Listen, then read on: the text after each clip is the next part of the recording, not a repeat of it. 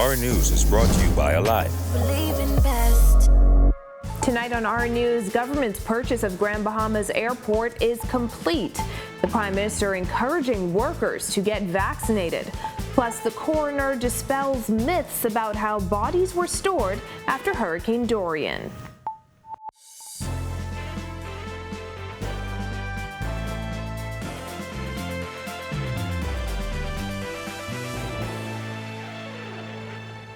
Welcome to Our News and thanks for joining us. I'm Christina Dragovich. Topping news tonight, it's official. The government has acquired the Grand Bahama International Airport. The sale was concluded and the final contract executed this afternoon with a purchase price of $1, plus roughly $1 million in staff-related costs. Jasmine Brown has the details in this report.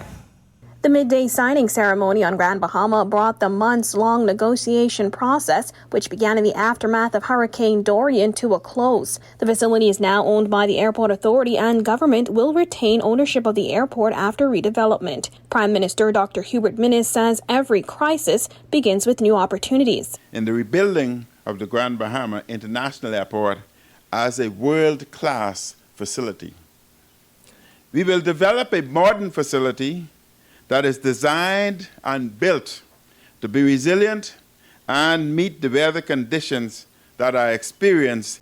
Minister of Tourism and Aviation Dionisio de Aguilar says the redevelopment of the airport will cost millions of dollars. The airport sustained significant flood and wind damage in Hurricane Dorian in September 2019. The government has been in talks with the owners of the airport since then. While the government is purchasing the airport for only $1, officials estimate it will cost between $40 million and $50 million to rebuild it. But I'm an astute businessman, and I can tell you that standing here today, it seems like a great deal to me. De Aguilar says expert airport consultants will be hired to advise the government on the design of the new facility. The government is seeking to enter into a public-private partnership to assist in the rebuilding. Government would spend about $1.5 million on the repairs to improve the facility in the short term. The ministry today indicated a request for proposal will be issued within the next 90 days to finalize a public-private partnership. De Aguilar added the airport acquisition as well as government's decision to purchase and resell the Grand Lucayan Resort is evidence of the commitment to the revitalization of Grand Bahama. We were also hoping today to conclude the sale of the Grand Lucayan Hotel, which is, interestingly enough, contingent on Royal Caribbean and the ITM Group concluding their arrangement with Hutchinson for the building of their cruise port down at the Freeport Harbor. Ladies and gentlemen, I'm advised that everything is finally falling into place. Reporting for Our News, I'm Jasmine Brown. Well, business owners should encourage their employees to get the COVID-19 vaccine. That was one of the messages by Prime Minister Dr. Hubert Minnis in Grand Bahama this afternoon, as he insists it will help to keep businesses open and the economy afloat. I want to send a message to the business sector. Kindly encourage all of your employees to become vaccinated. Because if your employees are vaccinated and one individual enter your premises who has evidence of COVID, you need not close your premises. You can continue. If one of your employees is not vaccinated and has COVID, and the remainder of your employees are vaccinated, you need not close your premises. Your business can continue. Dr. Minnis insists that businesses with unvaccinated employees may place those establishments at greater risk for temporary closures for sanitization. For those who are not, I encourage you to have them take a COVID test, PCR test, weekly, so as not to jeopardize the remainder of your employees. Well, surging COVID-19 infections and increasing hospitalizations have placed the Bahamas in a dire situation, according to former Health Minister Dr. Dwayne Sands. Jasmine Brown reports. This is very serious. We are definitely in a surge. We are definitely in the third wave, and the number of cases probably exceeds the number of confirmed cases for various reasons, people that are unable to test or who do not get tested. Dr. Sands pointed to countries that are currently rocked by record-high COVID-19 cases, as he insists a similar situation is not far-fetched for the Bahamas. Bahamas, this thing can change quickly on a dime. We've seen it all over the world, where today you're doing okay and tomorrow we're in trouble. I think people need only look at the reports, the videos, the stories of India. And while I pray to God that it does not happen, the same thing can happen to us. And what you do, what I do, will determine whether or not we flatten this curve and we get this situation under control. But right now, based on my view as a clinician, it is absolutely not in control in the Bahamas right now. The Bahamas is in the midst of what health officials have determined is a third wave of COVID-19 infections. There has been a significant uptick in new cases in recent weeks, and healthcare workers say the system is already overwhelmed with COVID patients. I think we are in a very difficult place. I've been saying this now for several weeks. The number of cases in the Bahamas has exploded. And if you look at the caseload for April compared to the caseload for March, the Bahamas is not in a good place. So far this month, there have been more than 1,000 new cases reported. We've had increased deaths and hospitalizations. So much so now that in Nassau, all of the COVID facilities are approaching the full capacity.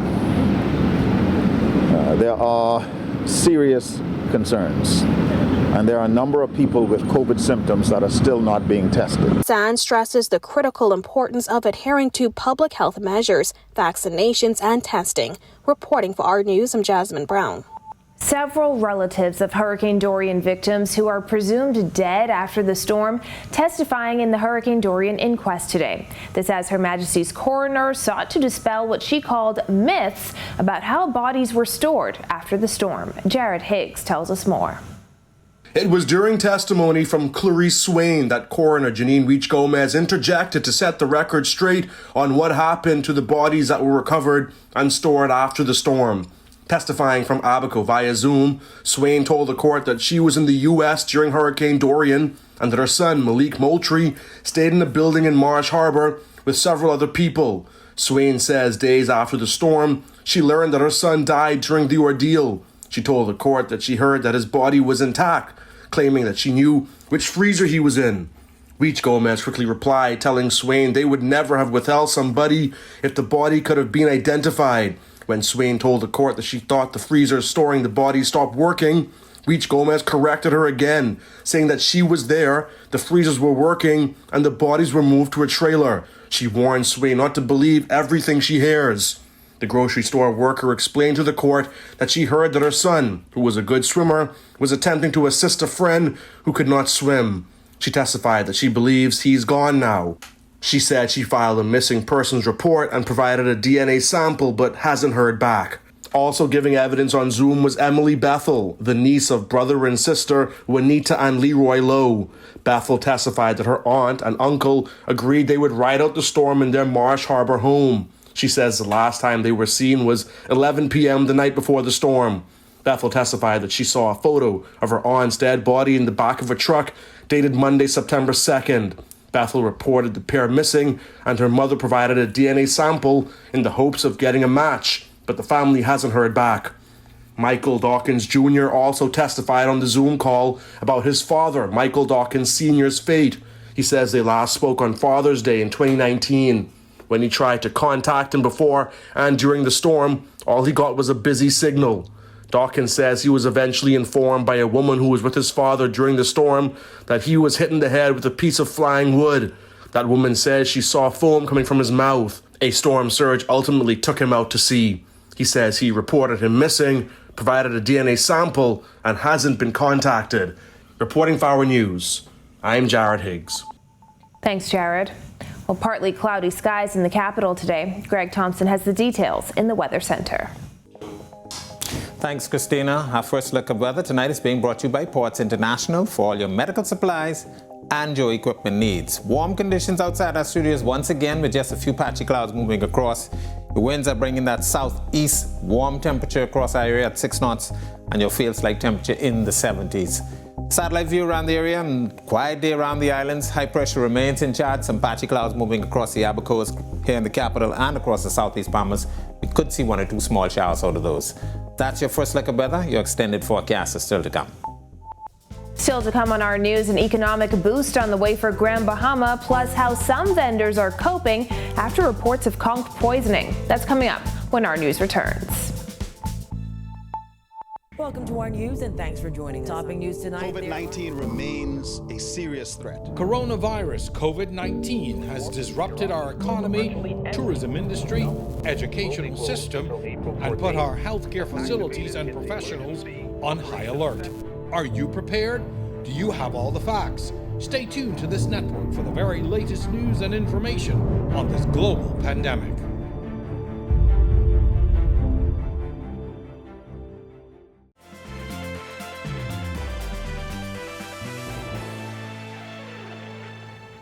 A significant boost is on the way for Grand Bahama's economy, according to State Finance Minister Kwesi Thompson. Bethany McDermott has that. A $115 million boost is on the way for Grand Bahama as a School of Medicine is set for that island. State Finance Minister Kwesi Thompson telling the Grand Bahama Business Outlook today that the opening of the Western Atlantic University School of Medicine will inject $115 million into the economy over the next 4 years. Initial construction for the first phase of this project has already begun and is expected to be completed by December of this year.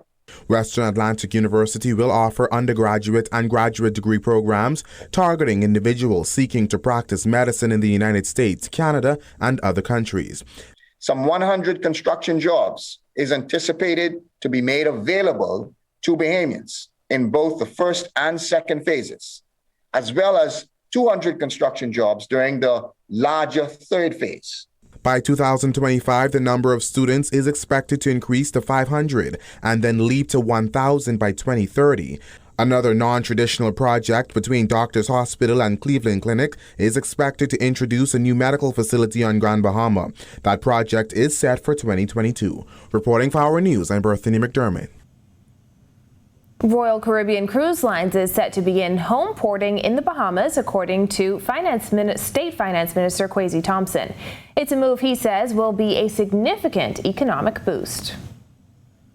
The decision to base the Adventure of the Seas in Nassau as the starting point for a 7-night round trip that calls on Coco Key, Private Island, and Grand Bahama has the potential for a significant boost to the island of Grand Bahama. He says new strategies are also in the works to designate attraction hubs. This provides opportunities for warehousing, logistics, additional employment, grocery stores, farmers, and fishers. Post-COVID-19 planning is already underway to establish interest in the unique experiences offered in Grand Bahama. Well, some conch vendors say they've lost sales since cases of conch poisoning were confirmed on New Providence. Jillian Gray reports. I've been eating conch now for quite a couple of days, from last week, and they never poisoned me. And then I ordered them, like my people still order conch for me. So they ain't tell me some man to conch poison them. That's 30-year conch vendor Larry Brown. As the son of a fisherman, he says he's seen it all. The 21 confirmed cases of conch poisoning in the last 2 weeks has affected his business, as some people are staying away.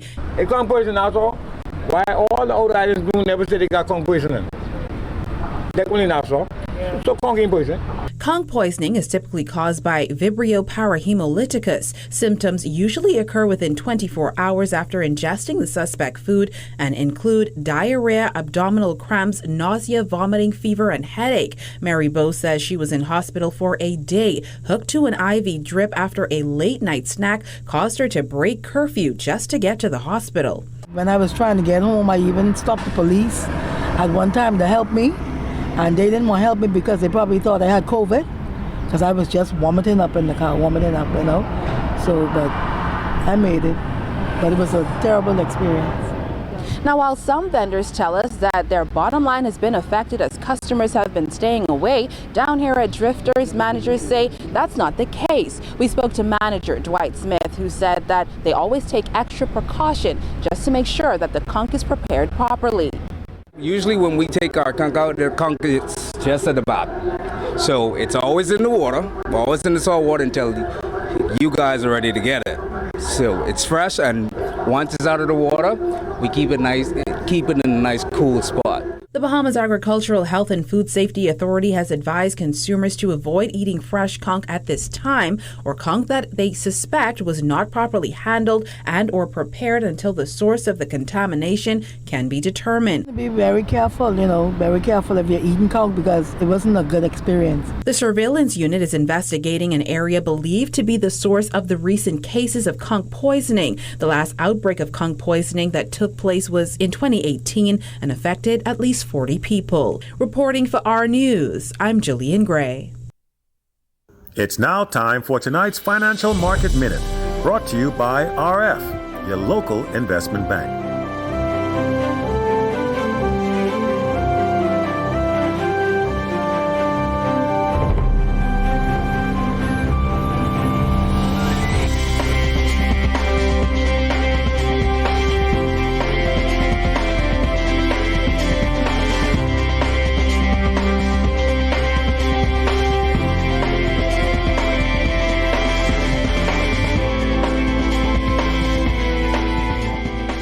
This has been your Financial Market Minute. To explore the best performing mutual funds in the Bahamas, visit our website at www.rfgroup.com. When our news comes back from the break, our Kyle Joaquin dives into French cuisine, and Marcellus Hall has our sports. The details when our news returns. Welcome to our news, and thanks for joining us. Topping news tonight. COVID-19 remains a serious threat. Coronavirus COVID-19 has disrupted our economy, tourism industry, educational system, and put our healthcare facilities and professionals on high alert. Are you prepared? Do you have all the facts? Stay tuned to this network for the very latest news and information on this global pandemic.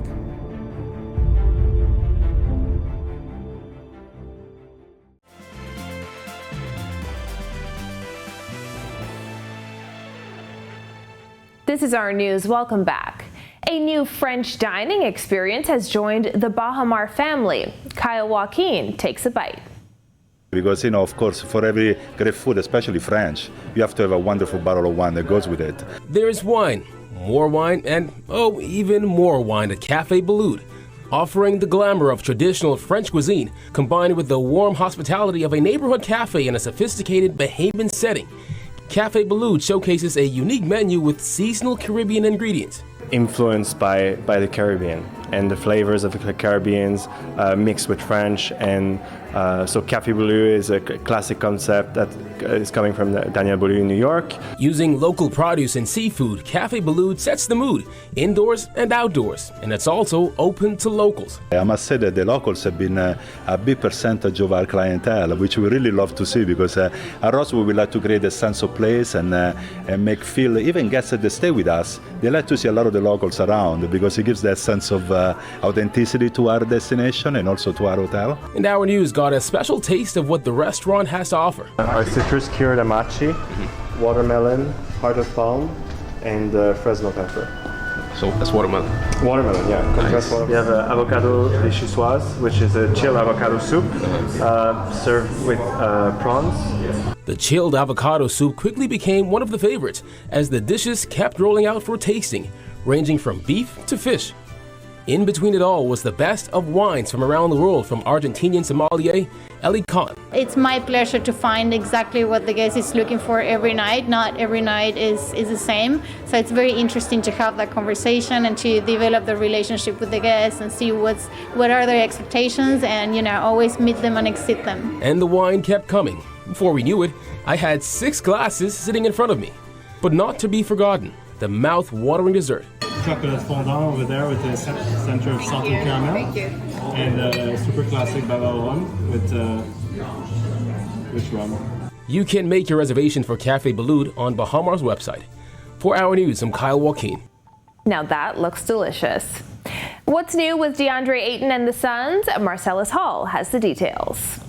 Thanks, Christina. Welcome to our sports, everybody. I'm Marcellus Hall. Well, the Phoenix Suns have been the surprise of the Western Conference this NBA season. As to last night's game, they were sitting in second place. Just behind them were the LA Clippers, who were sitting in third.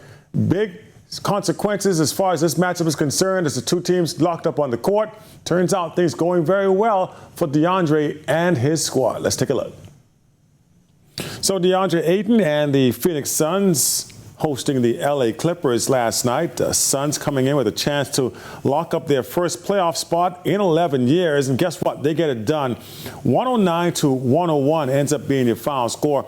Slow night offensively for our Bahamian boy, that being DeAndre Ayton. He finished up with just 5 points, but he did have 11 rebounds, 2 assists and 2 steals in the ball game. Most importantly, like we mentioned, the Suns do get the win, and they solidify their playoff spot by locking down a playoff spot for as far as the 2021 basketball season is concerned. Looking at the Sacramento Kings, meanwhile, they were in action last night. Buddy Hield taking the court as they faced off against the Utah Jazz. We'll talk about going in different directions. Sacramento has really been struggling this season.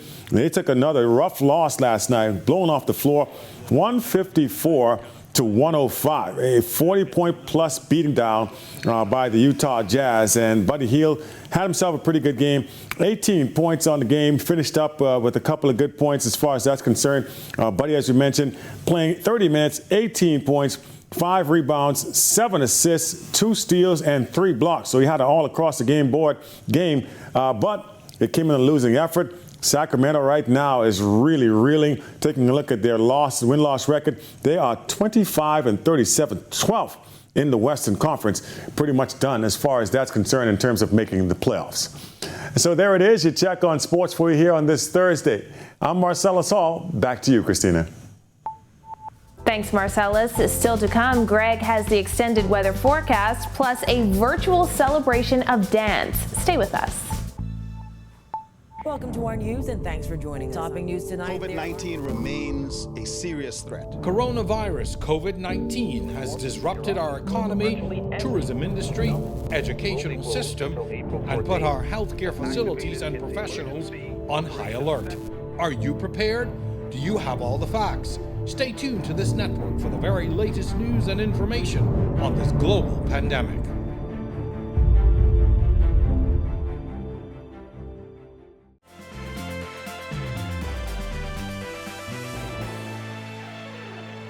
Welcome back to our news. Temperatures hovering around the mid-80s. Greg has the latest weather highlights. Thanks again, Christina, and a happy Thursday evening, everybody. A very nice day around the islands as that high-pressure ridge remains in charge of our weather. That high is sitting out there in the Atlantic, starting to slide towards the east. That's allowing our winds to turn more east to southeast over the next day or two. By the end of the week, we expect that high to be out in the Atlantic, southeasterly winds bringing in some warmer temperatures, so temperatures expected to climb by the weekend. Frontal boundary should get in here sometime by Sunday, but it will stall towards the north of the Bahamas, so we could see a couple isolated showers by then. Boating forecast for the northwest and central Bahamas tonight through tomorrow. Your winds will be out of the southeast to south at 10 to 15 knot, seas running 2 to 4 feet over the ocean. While in southeast Bahamas, we expect those winds to be east to southeast at 15 knots, seas running 3 to 5 feet over the ocean. Your high tide will be at 10:47 tonight. Here's a look now at your national forecast.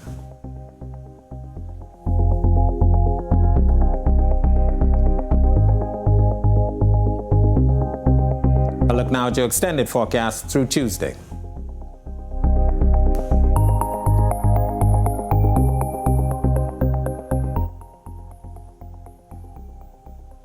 That's a look at our weather. Make it a safe Thursday night, everybody. Back to you, Christina. Well, from waving flags to busting a move in open air, dancers from around the world celebrate International Dance Day today. International Dance Council President for Nassau, Dr. Ann Higgins, says today was about boldly celebrating the art of dance. International Dance Day, for dancers, it's something that sort of thrills our heart because this is the day that we can express to the world how we feel and why we do what we do. And so International Dance Day, we find ways across the world to go in parks and indoors, outdoors, and just perform and dance and express how we feel. So International Dance Day is very exciting. The CID recently recognized and certified Junkanoo and Bahamian folk dance on an international platform, bringing greater awareness of and opportunities for local dance teachers to teach abroad.